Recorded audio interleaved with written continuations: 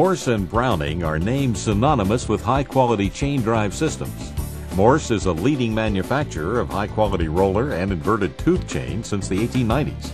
Browning, with the industry-standard split taper bushing, is an established high-quality producer of sprockets for over 50 years.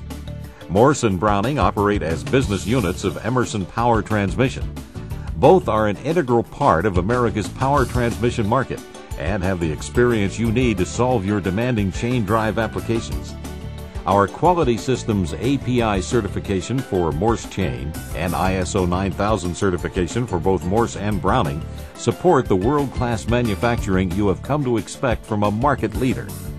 Emerson Power Transmission is ready to stand behind your chain drive needs with support of factory-trained sales representatives, a wide network of authorized distributors, and a team of experienced engineers.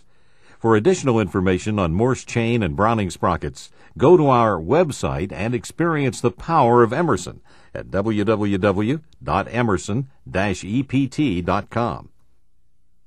The chain drive is one of industry's most efficient and popular means of power transmission.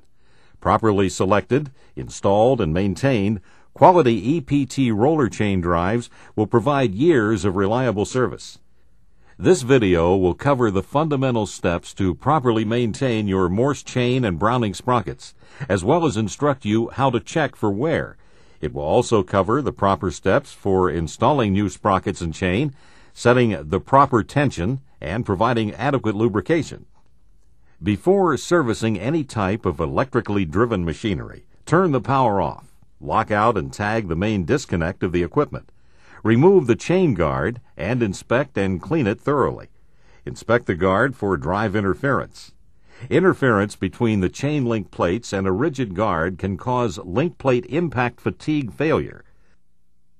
Inspect the chain for cracked, broken, or deformed parts. Replace the entire chain if you find damaged parts during inspection. Before installing new chain, correct the problem that caused the damage.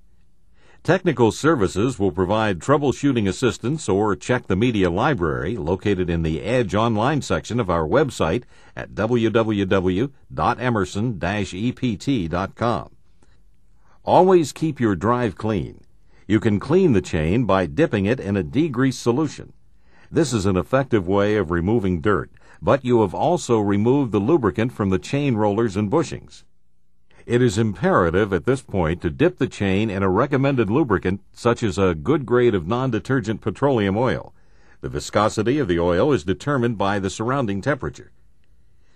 Eliminate any dirt that is accumulated on the sprockets.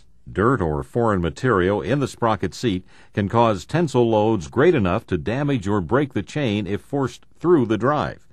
Inspect the sprocket for damaged, broken, or deformed teeth. Correct the problem and replace the sprocket if you find damage. Running a worn chain on new sprockets will cause the chain to ride high on the sprocket tooth and wear the sprocket in an abnormal pattern. This will ruin the sprockets in a short time. After visually inspecting the chain for damage, check the chain for wear. The rule of thumb for maximum allowable wear on an adjustable center distance drive is 3% elongation. To check for wear, you must know the pitch of the chain. Determine the span to be measured from the ASME 29.1 standard. For example, on a number 80 chain, or 1-inch pitch, take a pin-to-pin measurement over 12 pitches, or in this case 12 inches. The distance should measure from 12 to 12 3/8 inches to be within the 3% elongation tolerance. On fixed center drives, allowable chain wear is less. Contact Technical Services at 1-800-626-2093 for information on fixed center distance drives.